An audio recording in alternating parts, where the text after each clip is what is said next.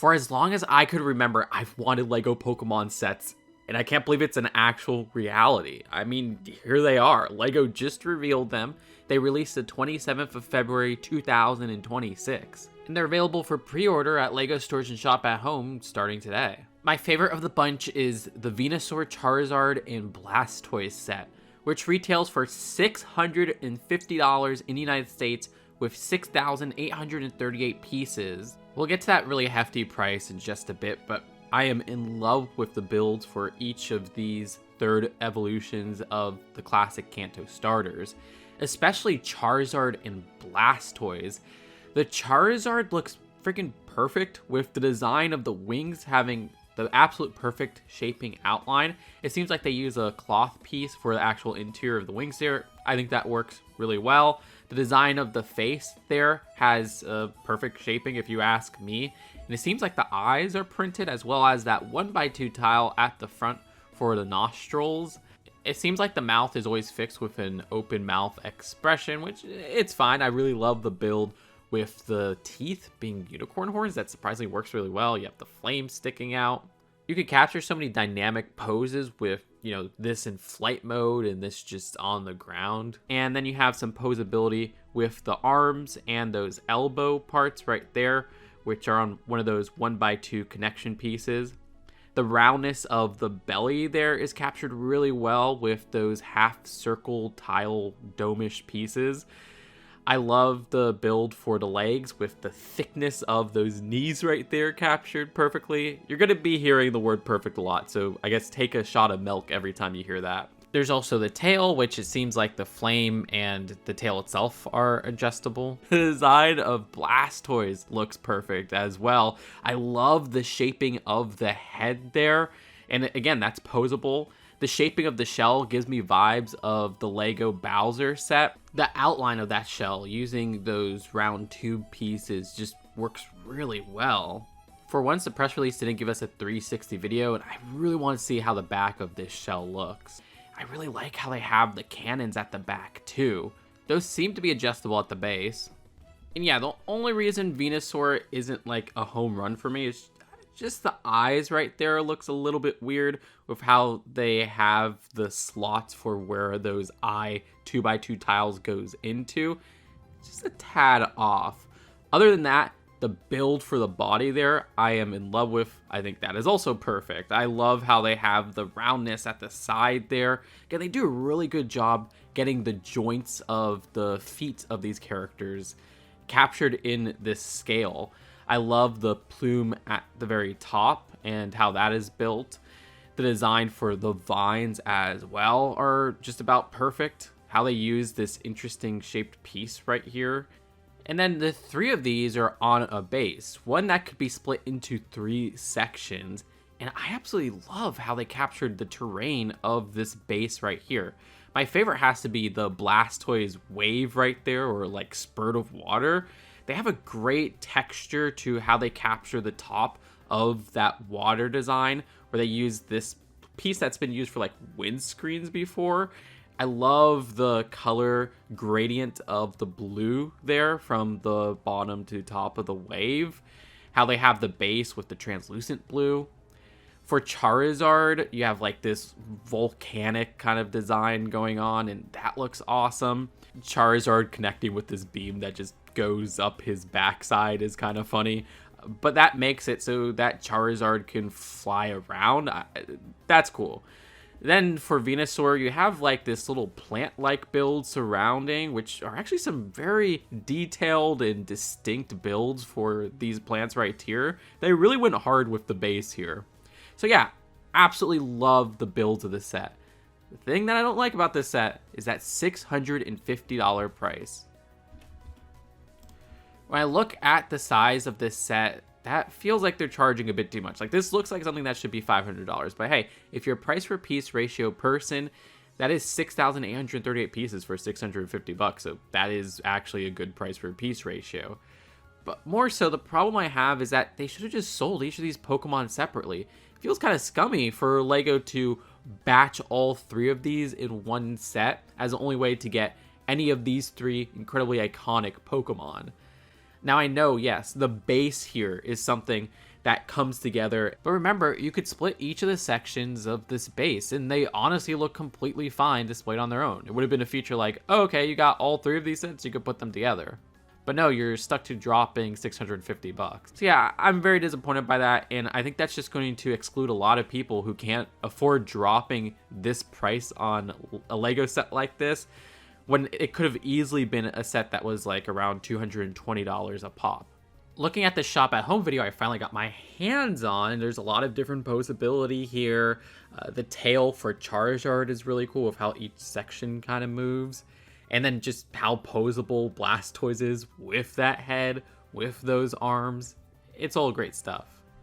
Then there's a $200 Pikachu in Poké Ball set. This has 2,050 pieces. Yeah, the design in terms of like the sizing of this is like bigger than any of the ones from that larger set we looked at. This is abnormally big in scale, which is an interesting choice. I mean, part of me wishes, you know, could we have just gotten like a little bit of a cheaper set where Eevee is a $60 set, and it's like, okay, maybe put that in the scale of Eevee, so again, more people could afford it. Because honestly, at this size, I don't love this build. Okay, it really just comes down to the face, because I think the body is perfect. The face looks off, especially with this mouth design right here and how that mouth is raised. And once again, we see, well, this time it's the quarter little circle kind of dome tile piece. It looks really weird with how that mouth part is raised compared to that section right there. Then there's some similar problems with how the eyes are attached to this build, where this like line right here, this little stripe of a build, looks very strange in the proportions compared to the top of the head, and then those cheeks right under it. I really wish this face was a lot smoother, and I get it, it's difficult. Like the Eevee set has none of these problems, and I don't know if it's because it just has better proportions with the size and all.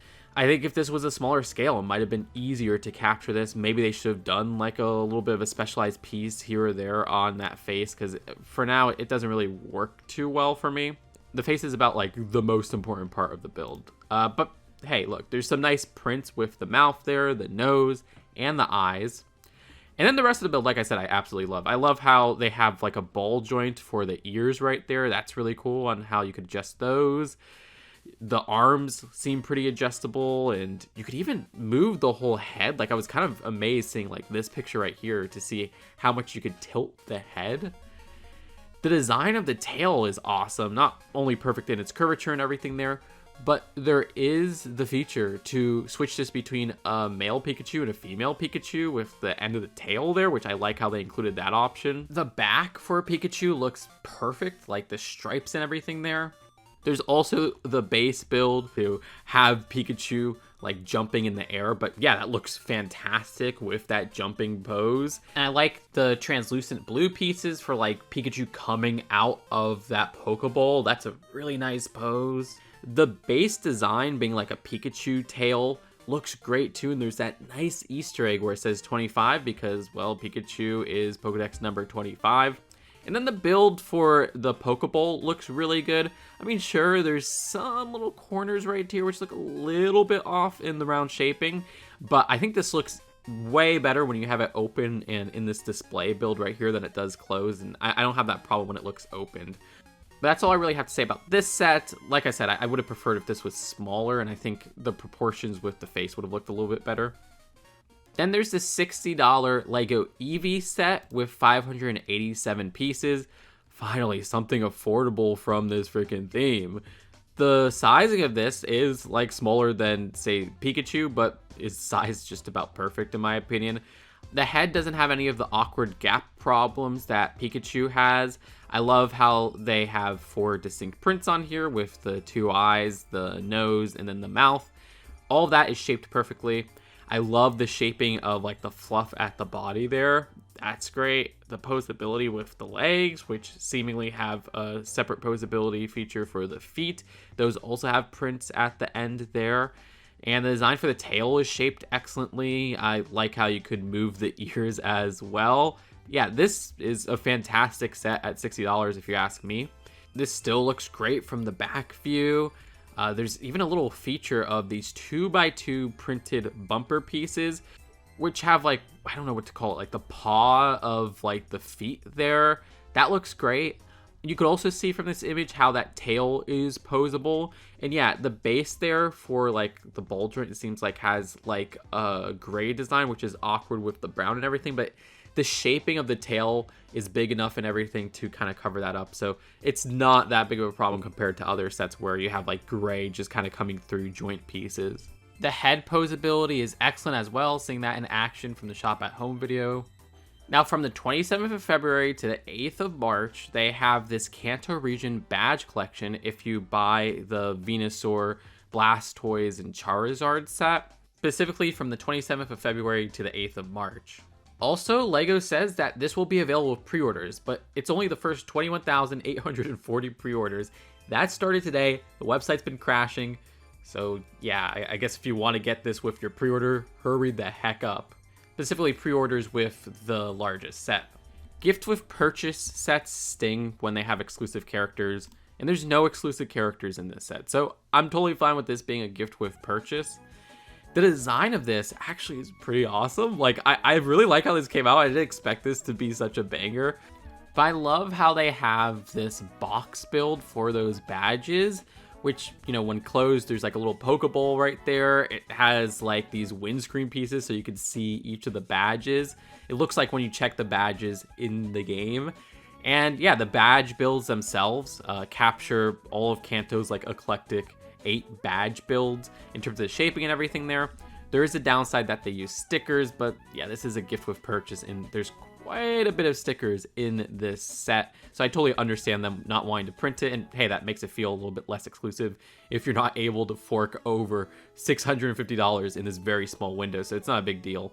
But yeah, I love the builds of the badges there. I love the build of the boxes. It's actually a really nice gift with purchase that doesn't feel like you're missing out on much if you don't get it.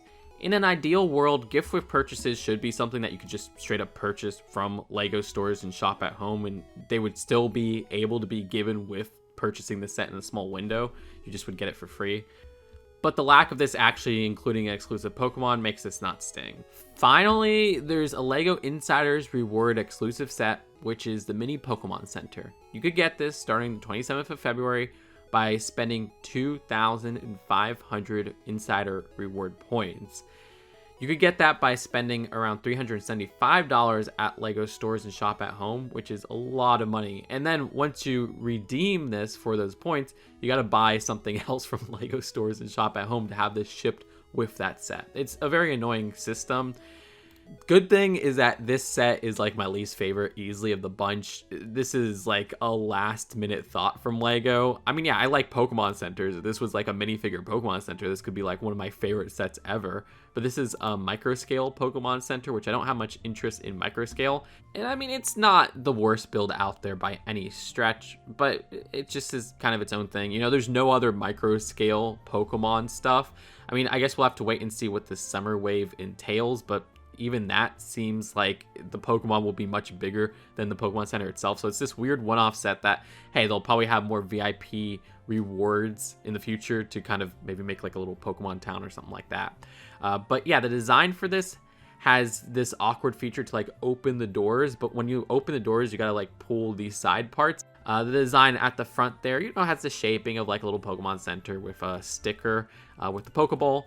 And then the inside, it's kind of hard to make out like what's going on there. I mean, yeah, I like the little plants at the side with that tulip piece in green. That's clever. You have like a 1x2 tile of the little healing section for like the Pokemon Center.